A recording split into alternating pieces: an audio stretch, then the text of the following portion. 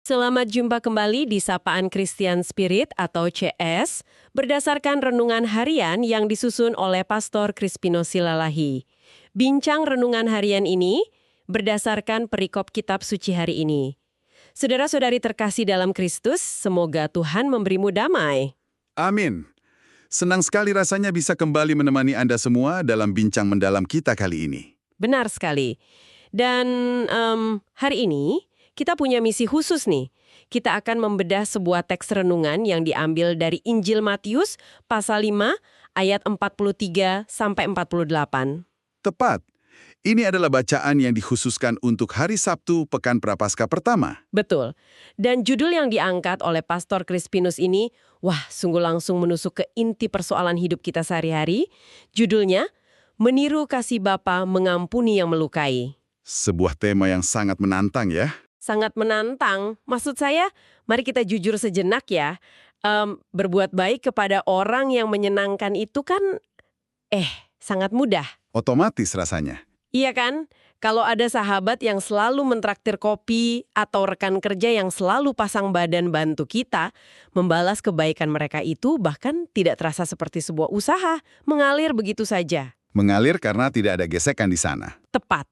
Tapi, mari kita bayangkan situasi yang lebih gelap. Dan saya yakin saudara-saudari yang sedang mendengarkan ini pasti pernah berada di posisi tersebut. Bagaimana kalau ada rekan kerja yang dengan sengaja mensabotase proyek Anda di depan atasan? Itu menyakitkan sekali. Atau kerabat dekat? Orang yang seharusnya bisa Anda percayai, malah menyebarkan fitnah tentang Anda di grup obrolan keluarga. Secara naluri, kita pasti teriak minta keadilan dong. Pasti. Secara biologis dan psikologis, naluri alami kita menuntut balas. Ya, kita bangun tembok beton setinggi mungkin dan menghapus mereka dari hidup kita. Itu realitas yang sangat manusiawi. Dan justru, rasa sakit yang nyata itulah yang membuat telaah materi kita hari ini menjadi sangat relevan. Teks renungan ini sama sekali tidak mencoba untuk mengerbilkan rasa sakit Anda. Jadi tidak dibilang berlebihan ya kalau kita merasa hancur? Tidak sama sekali. Tidak ada yang mengatakan bahwa dikhianati itu hal yang sepele. Sebaliknya, bacaan ini langsung menyasar titik paling sensitif dari ajaran Yesus, yaitu dorongan primitif di dalam diri kita untuk membalas perbuatan buruk dengan perbuatan buruk lainnya. Nah, itu dia. Jadi misi kita hari ini apa nih? Tujuan dari percakapan kita hari ini adalah untuk menggali mengapa Yesus tidak mengizinkan kita berhenti pada sekedar menjaga jarak aman. Mengapa dia justru mendorong kita melangkah lebih jauh, meminta kita mengambil langkah yang rasanya mustahil. Yaitu mengampuni dan mengasihi mereka ya. Betul. Dan yang lebih penting lagi, kita akan membedah bagaimana perintah ini, yang awalnya terdengar sangat membebani secara praktis, justru membersihkan diri kita sendiri. Menarik sekali. Mari kita bedah hal ini perlahan-lahan. Kalau kita lihat pesan sentral dari Injil hari ini, itu benar-benar menampar logika kita. Yesus sama sekali tidak memberikan ruang untuk membenarkan kebencian. Tidak ada celah sama sekali untuk itu. Iya, bahkan kepada mereka yang terang-terangan memusuhi kita, beliau tidak pernah bilang, silakan benci dia memang pantas dibenci. Malah disuruh mengasihi dan mendoakan. Dan ada satu frase di renungan ini yang bikin saya mikir keras. Frasa yang mana itu? Pastor Crispinus menyoroti bahwa kalau kita berbuat baik hanya kepada mereka yang baik ke kita, kasih itu berubah bentuk. Ia tidak lagi menjadi kasih yang sejati. Melainkan sekadar hitung-hitungan. Nah, iya, hitung-hitungan. Kasih yang transaksional. Kayak kita lagi buka buku akuntansi. Kamu traktir saya makan siang, oke, nilai kamu +1. Kamu mengabaikan pesan saya, nilai kamu -1. Persis. Dan jujur saja, hidup dengan kalkulator di kepala seperti itu sangat melelahkan loh. Sangat melelahkan. Karena kita terus-menerus harus menghitung utang budi dan kesalahan orang lain. Sayangnya, sistem akuntansi emosional itulah yang menjadi kebiasaan standar di masyarakat kita. Kita diajarkan untuk bersikap adil dengan cara membalas setimpal ya. Betul. Tapi jika kita hubungkan ini dengan gambaran yang lebih besar, kasih yang transaksional ini sebenarnya membatasi kita. Kita pada dasarnya cuma sedang berbisnis kebaikan. Kita tidak sungguh-sungguh mengasihi. Berbisnis kebaikan, istilah yang tajam sekali. Dalam renungan ini, Yesus mengajak kita mendobrak sistem akuntansi itu dengan melihat langsung pada standarnya, yaitu kemurahan hati Allah Bapa. Ada analogi alam yang sangat indah di teks ini. Dikatakan bahwa Tuhan menerbitkan matahari dan menurunkan hujan bagi semua orang, Tanpa pandang bulu ya? tanpa pandang bulu. Itulah standar yang sedang kita tuju. Aduh, analogi itu memang puitis ya. Tapi jujur aja pas saya pikirin lagi, itu mengganggu ego keadilan saya. Ada bagian dari diri saya yang pengen protes deras. Protes bagaimana? Ya tunggu dulu. Jadi kalau tetangga saya baru saja menipu banyak orang, matahari tetap bersinar cerah dong di rumahnya, hujan tetap turun buat menyirami ladang orang yang serakah, sama derasnya dengan ladang seorang yang baik hati. Tentu saja. Itu kan rasanya tidak adil banget menurut kita. Kenapa Tuhan tidak menghukum mereka dengan kekeringan saja gitu loh? Protes Anda itu reaksi yang sangat wajar. Dan saudara-saudari di rumah mungkin memikirkan hal yang persis sama. Di sanalah letak tantangannya. Pikiran manusiawi kita selalu ingin Tuhan bertindak sebagai penegak hukum instan. Menghukum yang jahat saat itu juga. Betul. Tetapi analogi matahari dan hujan ini menunjukkan sifat Allah yang tanpa syarat. Kasihnya tidak bergantung pada kelayakan penerimanya, melainkan pada esensi dirinya sendiri. Sifat matahari adalah menerangi, tidak peduli siapa yang diterangi. Tuhan mengasihi karena dia adalah kasih itu sendiri ya. Tepat. Dan standar tanpa syarat itulah yang sedang dituntut dari kita hari ini. Wah, ini membawa saya pada sebuah dilema besar. Pertanyaan kritis yang pasti sedang melintas di benak Anda yang mendengarkan saat ini. Jadi apa artinya semua ini? Kalau saya terus-menerus memaafkan rekan kerja yang memanipulasi saya, bukankah saya malah memfasilitasi kejahatannya? Itu kekhawatiran yang sangat masuk akal. Apakah mengasihi musuh berarti kita membiarkan diri kita diinjak-injak, kayak jadi keset kaki gitu? Tentu tidak. Ini titik kritis yang sering disalahpahami. Untungnya, renungan kita hari ini memberikan pencerahan yang sangat jelas. Jawabannya adalah sama sekali tidak. Syukurlah kalau begitu. Terus, bagaimana penjelasannya? Disinilah teks tersebut mengutip pemikiran brilian dari Santo Thomas Aquinas. Aquinas memberikan pembedaan yang sangat tegas. Kita sama sekali tidak diminta untuk menyukai dosa, tindakan yang salah, atau keburukan orang tersebut. Oke, jadi kita boleh benci perbuatannya. Sangat boleh, kita memiliki kewajiban moral untuk menolak tindakan yang tidak adil. Jika ada yang mencuri, kita proses secara hukum. Jika ada yang memanipulasi, kita tegur dan kita batasi aksesnya. Wah, ini kelegaan besar. Tapi perhatikan kelanjutannya. Pada saat yang sama, kita tetap dipanggil untuk mengasihi martabat orang itu sebagai sesama ciptaan Tuhan. Memisahkan antara tindakan yang buruk dengan martabat pelakunya ya.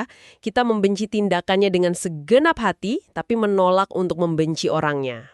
Benar. Dan ini membebaskan kita dari beban psikologis yang berat. Kita tidak harus memaksa diri menyukai perbuatan jahat mereka. Ini benar-benar melegakan, tapi pasti butuh kedewasaan emosional yang tinggi ya untuk bisa membedakan keduanya secara langsung. Sangat tinggi. Bayangkan ketika seseorang mengkhianati Anda. Otak kita otomatis memberikan satu label besar, si pengkhianat. Kita lupa bahwa dia adalah manusia utuh dengan ketakutan dan kerapuhannya sendiri. Padahal di mata Tuhan dia tetap ciptaan yang punya martabat ya. Betul. Aquinas mengingatkan bahwa kasih sejati menginginkan kebaikan bagi orang lain. Dan kebaikan sejati bagi seorang pelaku kejahatan bukanlah dibiarkan terus berbuat jahat, melainkan pertobatan dan pemulihan dirinya. Sangat masuk akal. Saat kita mengasihi musuh, kita sebenarnya berharap agar mereka sadar. Dan ini nyambung banget sama poin berikutnya dari renungan ini. Kutipan dari Paus Fransiskus yang menurut saya sangat revolusioner. Tentang racun kebencian itu ya? Ya, Paus Fransiskus bilang, pengampunan pada akhirnya berfungsi untuk membersihkan hati kita dari racun kebencian. Mari kita renungkan kata racun ini. Kita sering minum racun amarah, karena kita pikir itu perisai kita. Kita merasa amarah itu melindungi kita. Betul. Kita mikir selama saya ingat terus kesalahannya, saya lagi menghukum dia. Saya nggak akan disakiti lagi. Kita minum racunnya setiap hari, malah berharap orang lain yang mati. Padahal kitalah yang hancur dari dalam. Metafora racun itu sangat akurat secara spiritual dan psikologis. Kebencian itu beban tak terlihat yang kita bawa kemana-mana. Menguras energi banget pastinya. Sangat. Saat Anda makan bersama keluarga, saat mencoba tidur di malam hari, wajah orang yang menyakiti Anda terus muncul. Dia mencuri kedamaian Anda. Apa yang diajarkan oleh Paus Fransiskus adalah jalan menuju kemerdekaan kita sendiri. Berarti mengampuni itu bukan sekedar kasih kado ke orang yang bersalah ya? Bukan sama sekali. Mengampuni adalah proses medis untuk memompa keluar racun mematikan dari aliran darah kita. Selama Anda tidak mengampuni, Anda merantai emosi Anda pada orang tersebut. Mereka yang pegang kendali atas suasana hati Anda. Dan pengampunan adalah tindakan memotong rantai besi itu. Tepat sekali. Memotong rantai dan mengambil kembali kendali. Indah sekali teorinya. Tapi disinilah bagian yang paling krusial. Bagaimana penerapan praktisnya di dunia nyata? Kita ini kan capek, stres urus rumah, urus kerjaan, terus disuruh memotong rantai besi emosi. Disinilah letak relevansinya mengapa renungan ini ditempatkan di hari Sabtu pekan pertama Prapaskah. Waktu yang tepat untuk tindakan nyata. Jadi apa langkah pertamanya? Pastor Crispinus merangkum langkah yang sangat praktis. Mulai dari yang kecil, mendoakan kebaikan bagi orang yang berkonflik dengan Anda. Waduh, mendoakan orang yang nyebelin. Jujur ya, waktu saya baca ini, saya merasa gimana saya bisa berdoa buat dia tanpa merasa jadi orang munafik. Perasaan munafik itu muncul karena kita pikir doa harus selalu sejalan dengan emosi positif kita saat itu juga. Padahal, mendoakan musuh seringkali dimulai murni sebagai tindakan ketaatan, bukan perasaan. Oh, jadi walau hati masih panas, berbuat saja dulu ya? Benar. Perhatikan poin penting dari Pastor Crispinus. Doa yang sungguh-sungguh justru lebih dulu melembutkan hati kita sendiri. Efeknya ke kita duluan berarti. Iya. Sangat sulit untuk terus mengipasi api kebencian di dada Anda ketika Anda sedang berlutut memohonkan berkat bagi orang tersebut di hadapan Tuhan. Doa itu perlahan menyaring amarah dari hati kita, mengubah kita dari dalam. Wah, ibarat air yang menetes terus-menerus sampai batu yang keras pun berlubang ya. Nah, setelah hati agak lunak, langkah keduanya apa? Langkah kedua, menuntut keberanian ekstra di dunia nyata. Berani memutus rantai permusuhan secara langsung. Contoh konkretnya bagaimana tuh? Jadilah orang pertama yang menyapa di tempat kerja atau di keluarga. Coba bayangkan situasinya. Anda jalan di lorong kantor. Dari ujung sana, orang yang minggu lalu memfitnah Anda berjalan ke arah Anda. Wah, itu pasti detak jantung langsung naik, telapak tangan keringet dingin. Otomatis kan, biasanya kita akan buang muka, pura-pura lihat handphone. Atau langsung belok ke toilet. Nah itu dia. Tetapi hari ini, alih-alih menghindar, Anda menguatkan diri. Anda tatap matanya dan dengan tenang berkata, "Selamat pagi." Bayangkan betapa radikalnya tindakan itu. Itu benar-benar merusak prediksi dunia ya. Ya. Dunia maunya kalau kita disakiti, kita balas mengabaikan. Betul. Dan dengan menyapa lebih dulu, Anda memasukkan variabel yang sama sekali tidak terduga. Anda memutus rantainya. Dan ingat, menyapa lebih dulu sama sekali bukan tanda kelemahan. Justru butuh kekuatan luar biasa. Sangat luar biasa. Itu manifestasi kekuatan sejati. Bukti bahwa Anda tidak didikte oleh narasi kebencian yang Dia ciptakan. Mengapa ini sangat penting? Karena seperti kata renungan kita, saat kita mengampuni, hati menjadi lapang. Hari-hari lebih damai untuk dijalani. Kedamaian yang sejati ya, dan ini menjadi bukti otentik bahwa iman kita sedang bertumbuh. Bahwa kita benar-benar anak Allah, yang meniru matahari yang bersinar bagi semua orang. Sebuah perjalanan yang membebaskan. Sangat membebaskan. Nah, untuk merangkum esensi bincang kita hari ini, renungan ini mengutip Rasul Paulus dalam Roma pasal 12 ayat 21. Bunyinya, janganlah kamu kalah terhadap kejahatan, tetapi kalahkanlah kejahatan dengan kebaikan. Sebuah strategi hidup yang sangat jelas dari Rasul Paulus. Kejahatan tidak bisa dilawan dengan kejahatan baru, hanya bisa dinetralkan oleh kebaikan.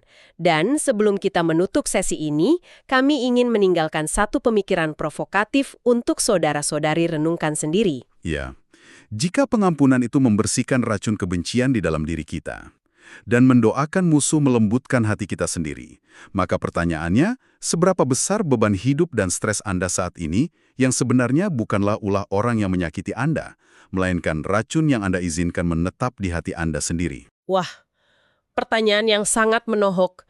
Mari kita bawa ini dalam keheningan doa kita masing-masing. Saatnya membuang botol racun itu jauh-jauh. Semoga Tuhan memberi engkau damai dan kebaikan.